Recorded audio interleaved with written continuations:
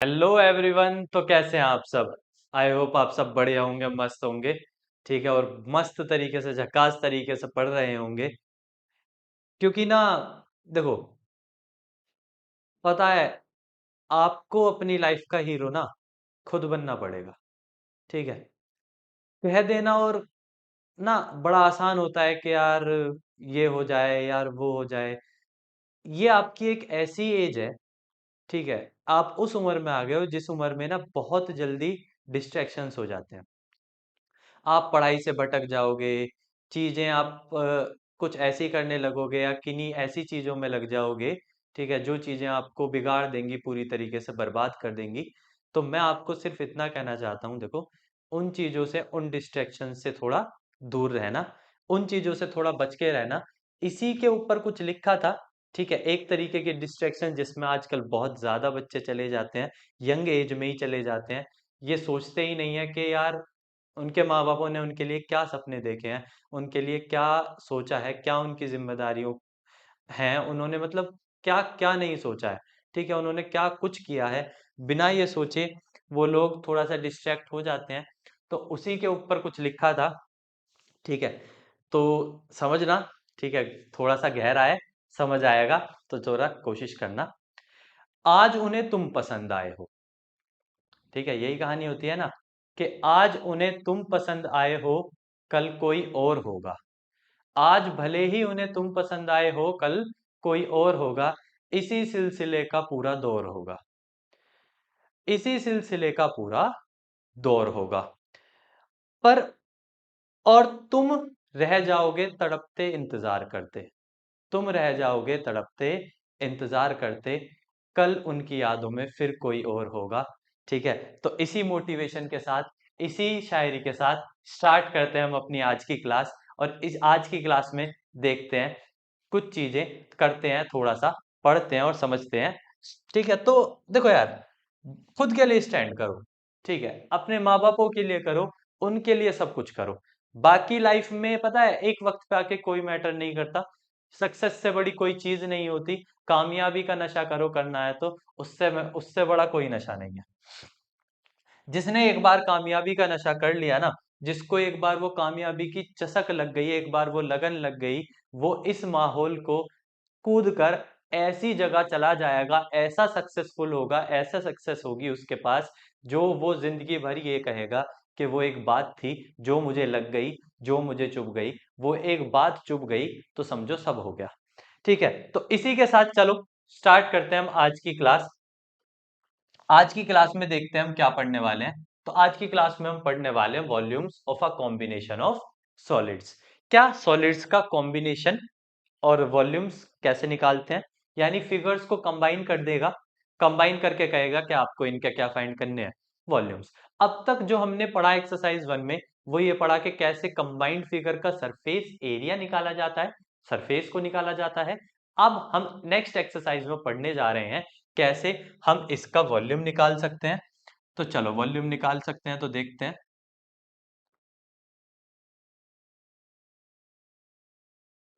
आज की क्लास शुरू करते हैं। एक्सरसाइज 12.2। एक्सरसाइज 12.2 यानी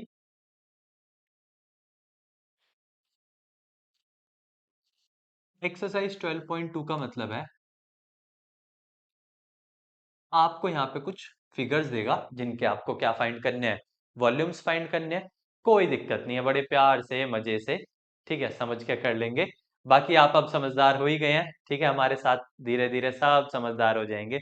हम सबको हर रोज एक लाएंगे ना, अगर शायरी बना के देख लेना, ठीक है, हमारी बनाई हुई है वैसे ये, ठीक है, कोशिश की है, जैसी भी है बाकी आप देखो। चलो, एक सॉलिड है, is in the shape of cone. एक सॉलिड है जो कॉन की शेप में है, स्टैंडिंग ऑन अ हेमिस्फेयर। यानी एक कौन है जो स्टैंड कर रहा है, यानी किसके ऊपर रखा है, हेमिस्फेयर के ऊपर। तो जब क्वेश्चन ने हमसे कहा है कि भैया एक कौन हेमिस्फेयर के अंदर रखा है, ऊपर रखा है, तो भैया हमें भी कोई दिक्कत नहीं है। ये लो जी भैया, हमारा कौन हेमिस्फेयर, और कह रहा है इस हेमिस्फेयर के ऊपर क्या रखा है, कौन। लो जी, हमने भी रख लिया, हेमिस्फेयर रखा और हेमिस्फेयर के ऊपर क्या रख दिया, कौन रख दिया। अब कहता है both of their radius being equals to 1। दोनों की रेडियस क्या है? 1 है। तो दोनों की रेडियस 1 होने का मतलब है सेंटर से सर्कल तक की दूरी कितनी है? 1 सेंटीमीटर है। रेडियस दी हुई है आपको। अब रेडियस के साथ साथ और क्या कह रहा है? And height of cone is equal to radius. जो हाइट ऑफ कॉन है ना, वो उसकी रेडियस के बराबर है। तो रेडियस अगर 1 की है तो हाइट ऑफ कॉन भी 1 सेंटीमीटर की होगी, क्योंकि दोनों बराबर कह रखा है। तो यहाँ पे हाइट भी कितनी है? 1 सेंटीमीटर की है। फिर कह रहा है find the volume of solid in terms of pi. यानी यहाँ पे आपको इस सॉलिड का वॉल्यूम फाइंड करना है। किसके टर्म्स में? पाई की टर्म्स में। तो कोई बात नहीं, पाई की टर्म्स में वॉल्यूम फाइंड कर लेंगे। ठीक है, तो यहां पढ़ते हैं हम वॉल्यूम ऑफ सॉलिड, इस पूरे सॉलिड का वॉल्यूम। अब जो सॉलिड है वो किस किस चीज से मिलकर बना है, जरा देखना। वो दो चीजों से मिलकर बना है, एक तो कौन और एक हेमिस्फीयर। अगर आपको वॉल्यूम चाहिए तो आपको पता है भैया, यहाँ पे वॉल्यूम जो होता है वो होती है कैपेसिटी। कैपेसिटी यानी उसके अंदर कितनी चीजें आ सकती हैं।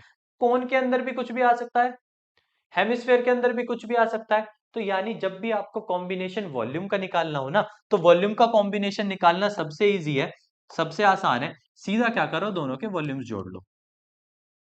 वॉल्यूम ऑफ कॉन में प्लस कर लो वॉल्यूम ऑफ हेमिस्फीयर। मैं कह रहा हूं ना, सबसे इजी है कि अगर आपको अब वॉल्यूम के फॉर्मूले याद होने चाहिए। अगर आपको यानी वॉल्यूम्स का कोई क्वेश्चन आ जाए ना, वॉल्यूम्स पे अगर क्वेश्चन आता है, तो सीधा है कि अगर आपको किसी फिगर का वॉल्यूम चाहिए, ठीक है, ये पूरी फिगर दो चीजों से मिलकर बनी है और आपको इस पूरे का वॉल्यूम चाहिए, तो दोनों के वॉल्यूम्स को ऐड कर लो। दोनों के वॉल्यूम्स को ऐड करने का मतलब है कौन का वॉल्यूम होता है 1/3 पाई r²h, और यहीं पे वॉल्यूम ऑफ हेमिस्फीयर होता है 2/3 पाई r³ कॉमन कर लो वैल्यू। ठीक है, कॉमन क्या हो जाएगा? पाई r² कॉमन हो जाएगा। पाई r² कॉमन हो जाएगा तो यहां बचेगा 1/3 × h plus 2/3 × r। Value put कर लो। क्या पुट कर लो? वैल्यू। सारी वैल्यू 1 है। यहाँ पे 1 का स्क्वायर हो जाएगा, यहाँ 1/3 × 1 हो जाएगा, प्लस 2/3 × 1 हो जाएगा। सारी वैल्यू 1 है, रेडियस भी 1 है और हाइट भी 1 है। तो ये हो जाएगा पाई पाई, उसके बाद 1/3 प्लस 2/3, 3/3। भाई ये तो 1 का स्क्वायर 1 हो गया, तो इसे तो लिखने की जरूरत नहीं है। लेकिन 1/3 प्लस 2/3 कितना हो जाएगा? 3/3। ब्रैकेट के अंदर कट जाएगा 3/3, 1 बचेगा। तो यानी आंसर कितना आ रहा है? सिर्फ पाई सेंटीमीटर क्यूब। यानी वॉल्यूम कितना आ रहा है? पाई सेंटीमीटर क्यूब। तो ये आपका वॉल्यूम आ रहा है। तो सिंपल है यार, इजी है। जब भी आपसे कहे कि भैया किसी भी फिगर का, किसी भी चीज का वॉल्यूम निकालो, तो वॉल्यूम निकालने का सिंपल है कि आप दोनों के वॉल्यूम्स को क्या कर लो? ऐड कर लो। अगर आप दोनों के वॉल्यूम्स को ऐड कर लोगे तो आपको पता चल जाएगा उसका टोटल वॉल्यूम क्या है। तो टोटल वॉल्यूम आपको पता चल जाएगा। ठीक है, कोई दिक्कत नहीं है। अगर इतना आपको पता चल जाएगा तो बात करते हैं क्वेश्चन नंबर 2 की। इजी था क्वेश्चन, कोई दिक्कत नहीं था। आपको वॉल्यूम वैल्यू सारी दे रखी थी, वॉल्यूम फाइंड करा रहा था, और वॉल्यूम निकालने के लिए ज्यादा कुछ करने की जरूरत नहीं है। दोनों के वॉल्यूम्स को क्या कर लो? ऐड कर लो, पता चल जाएगा। अब कह रहा है Rachel an engineering student was asked to make a model. Rachel कोई इंजीनियरिंग स्टूडेंट है, उससे कहा गया कि भैया अपना एक मॉडल तैयार करो। मॉडल कैसा होना चाहिए?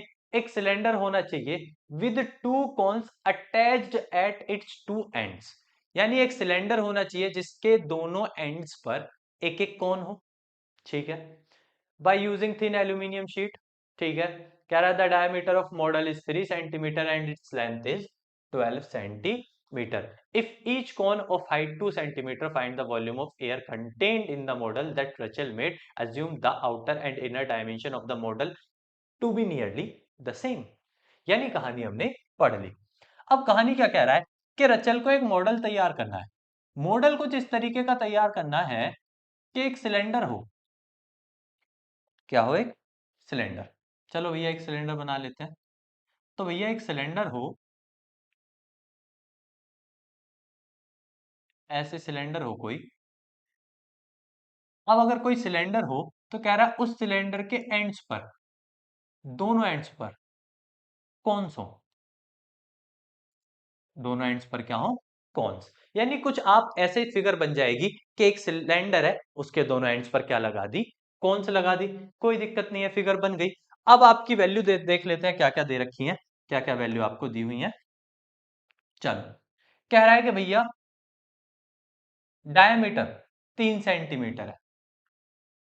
डायमीटर कितना दिया हुआ है, 3 सेंटीमीटर, तो रेडियस क्या हो जाएगी, 3/2। मार्क करने की जरूरत ही नहीं है, छोड़ो। अब क्वेश्चन में कह रहा है टोटल लेंथ 12 है, यहां से यहां तक की पूरी क्या है, 12, ऊपर से नीचे तक की टोटल लेंथ क्या है, 12। ईच कौन है जिसकी हाइट 2 है, हर एक कोइन कौन की हाइट 2 है, तो इसकी भी 2 सेंटीमीटर, इसकी भी 2 सेंटीमीटर, 2 सेंटीमीटर। ये रेडियस 3/2 हो गई है। ठीक है, अभी अभी हमने इधर निकाली है। अब अगर आप जानते हो ये 2 सेंटीमीटर है, ये 2 सेंटीमीटर है, तो टोटल 2 और 2 कितना हो गया, 4 सेंटीमीटर। और वैसे टोटल कितनी थी, 12। तो जब टोटल 12 थी, उसमें से इतना हिस्सा और इतने हिस्से ने 4 घेर ली, तो इसका मतलब ये वाला जो हिस्सा बचा होगा ये 8 सेंटीमीटर का होगा। तभी तो 8 4 12 हुई है टोटल। तो 12 में से 2 घटाए 10, फिर 10 में से ये वाले 2 घटाए तो बचे 8। तो यानी हमें क्या मिल गया, सब चीजें मिल गई हमें, height of cone, height of cylinder, सब चीजें मिल गई। ठीक है, बस रिप्रेजेंट सही तरीके से कर लेना। जैसे मैंने हाइट ऑफ कोन को क्या माना, स्मॉल एच,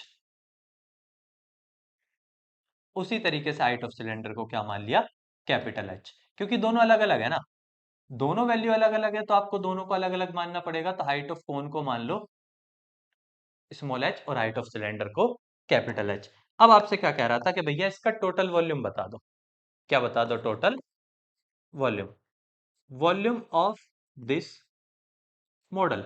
कह रहा है इस मॉडल का वॉल्यूम बता दो भैया, ये मॉडल का वॉल्यूम क्या होगा। कोई दिक्कत नहीं है मॉडल का वॉल्यूम बताने में, मैंने आपको वॉल्यूम में अभी अभी सिखाया है कि जब भी आपसे कभी वॉल्यूम मांगे ना, ठीक है, तो सिंपल है, आप उसमें ये देख लो कितनी फिगर्स है, उन सब फिगर्स का वॉल्यूम ऐड कर दो, वही आपका टोटल वॉल्यूम होगा। तो आपसे इसमें अगर टोटल वॉल्यूम मांगा हुआ है, तो टोटल वॉल्यूम में जरा फिगर्स देखो कौन कौन है। तो भैया एक फिगर तो ये कौन है, एक फिगर ये वाली कौन है, दो कौन है और एक सिलेंडर है, दो कौन से और एक सिलेंडर है। तो मैं कह सकता हूं 2, कैसे कह सकता है भाई, 2 into volume of cons plus volume of cylinder. यानी दो कौन्स है और एक सिलेंडर है। कौन का वॉल्यूम होता है 1/3 पाई r² h, सिलेंडर का होता है πr²h। तो πr² दोनों में से कॉमन हो जाएगा, तो ये बचेगा 2/3 h प्लस कैपिटल एच। अब वैल्यू पुट कर लो, वैल्यू पुट करके देख लो क्या आंसर आ रहा है। पाई आर का स्क्वायर है, आर की वैल्यू 3/2 है, तो वो 2 बार हो जाएगी, 3/2/3/2, पाई की वैल्यू रखी नहीं है हमने।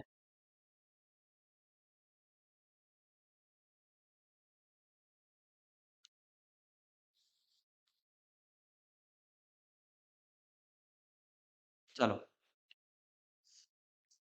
पाई की वैल्यू 22/7 है, आर की वैल्यू 3/2 इंटू 3/2।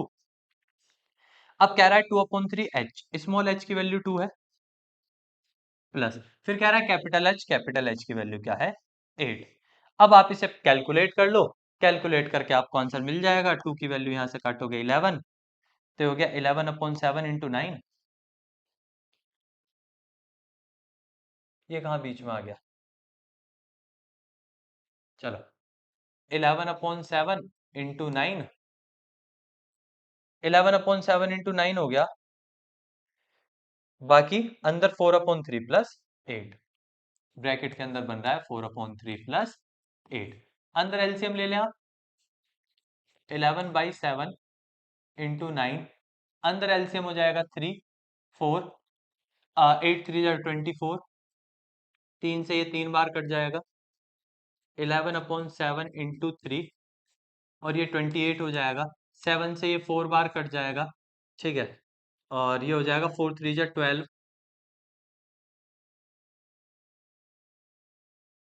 11 इंटू 3 4 जा 12। तो 11 इंटू 12 हो जाएगा। 11 इंटू 12 कितना होता है? 132 centimetre square cube, centimetre cube, क्योंकि आपको वॉल्यूम निकालना था ना। तो यही आपका क्या हो जाएगा? आंसर। तो कोई खास ज्यादा मुश्किल नहीं था। ठीक है, सिंपल ही था। आपको वॉल्यूम निकालना था, तो अगर आप एक बार फिगर बना लो, उसकी सारी वैल्यू आपको दी हुई है, वॉल्यूम्स लो, आपस में ऐड करो और वैल्यू पुट कर दो। इतना ही सिंपल आपको क्वेश्चंस में करना है, इससे ज्यादा कोई क्वेश्चन में दिक्कत वाली बात नहीं है। ठीक है, इतनी चीजें समझ आई? तो समझ आया, अगर आपको वॉल्यूम निकालना है तो कैसे निकाल सकते हो भैया? वॉल्यूम समझ आ गया? तो अगर वॉल्यूम्स समझ आ गए, तो इतनी बात आपकी वॉल्यूम्स में थी। ठीक है, अब रही बात इनकी। ठीक है, तो बाकी क्वेश्चंस हम डिस्कस करेंगे अपनी नेक्स्ट क्लास में। तब तक के लिए उसी मोटिवेशन के साथ पढ़ते रहिएगा। ठीक है, हम आपको बता दे रहे हैं, बहुत जरूरी है आप जिंदगी में कामयाब होना भैया, बहुत जरूरी है। तो भैया उसी मोटिवेशन के साथ पढ़ते रहो, आगे बढ़ते रहो, आगे बढ़ के एक वो बन के दिखा दो जो दुनिया ने सोचा भी ना हो। Be the one to be the top. ठीक है, ऑन टॉप, ऑन टॉप रहो हमेशा, ऑन टॉप। चलो, तो तब तक के लिए पढ़ते रहो, खुश रहो, मिलेंगे अगली क्लास में। तब